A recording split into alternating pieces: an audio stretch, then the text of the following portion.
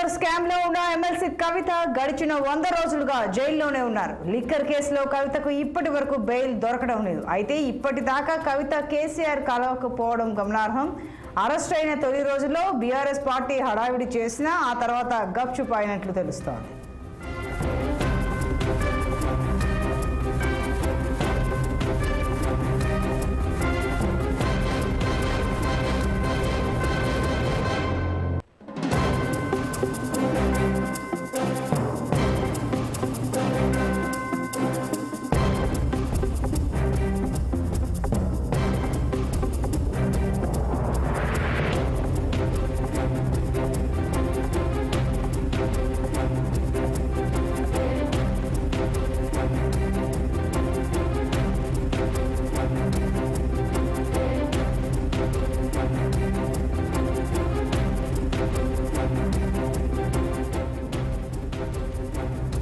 Delhi liquor scam లో ఉన్న MLC కవిత గడిచిన 100 రోజులుగా జైల్లోనే ఉన్నారు. లిక్కర్ కేసులో కవితకు ఇప్పటి వరకు బెయిల్ దొరకలేదు. అయితే ఇప్పటిదాకా కవితను కేసీఆర్ కలవకపోవడం గమనార్హం. అరెస్ట్ అయిన తొలి రోజులో బీఆర్ఎస్ పార్టీ హడావిడి చేసినా ఆ తర్వాత గప్చుప్ అయినట్లు తెలుస్తోంది. మరింత సమాచారం మా ప్రతినిధి అశోక్ అందిస్తారు. అశోక్, చెప్పండి.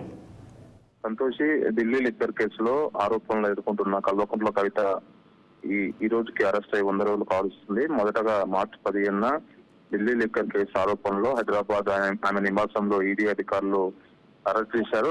తర్వాత ఏప్రిల్ 11 తారీఖు నాడు శ్రీహార్ జైల్లో ఉన్న ఆమెను సిబిఐ అరెస్ట్ చేసింది. సో 2 కేసుల్లో, సిబిఐ కేసులో, ఈడీ కేసులో 100 రోజుల నుంచి ఆమె జైల్లోనే ఉన్నారు. రౌదేవిని కోర్టులో ఆమెకు సంబంధించిన కేసు నడుస్తా ఉంది.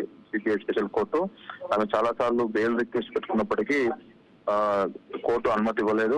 మరోపక్క హైకోర్టును ఆశ్రయించింది, సుప్రీంకోర్టును ఆశ్రయించింది. మహిళల పట్ల అఘోరంగా అరెస్ట్ చేశారు, సాయంత్రం అరెస్ట్ చేశారు, ఎలాంటి నోటీసులు లేకుండా అరెస్ట్ చేశారంటూ ఆమె అనేక పిటిషన్లు దాఖలు చేసినప్పటికీ కూడా ఏదైతే నళిని చిదంబరం కేసును చూపిస్తూ ఆమె పిటిషన్ కూడా దాఖలు చేశారు. కానీ ఏ కోర్టులో కూడా ఆమెకు బెయిల్ ఇవ్వలేదు. ముఖ్యంగా ఈ కేసులో సౌత్ గ్రూప్ లో ఇండైరెక్ట్ గా ఇన్వాల్వ్ అయింది కవిత.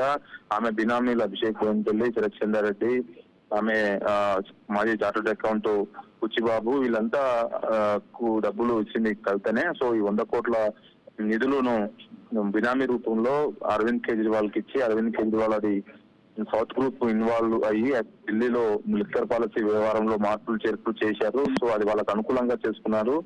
35% మార్జిన్ తో కూడిన లాభాలతో ఆ పాలసీ రూపొందించారంటూ ఆరోపణలు వచ్చాయి. సో వీటన్నిటి పట్ల ఆమె ప్రధానంగా ఉంది కాబట్టి ఆమెకు బెయిల్ ఇవ్వద్దంటూ ప్రధానంగా ఈడీ, సిబిఐ వాదిస్తూ ఉంది. సో ప్రస్తుతం అయితే ఆమె తిహార్ జైల్లో ఉంది. 100 రోజుల నుంచి తిహార్ జైల్లో ఉంది.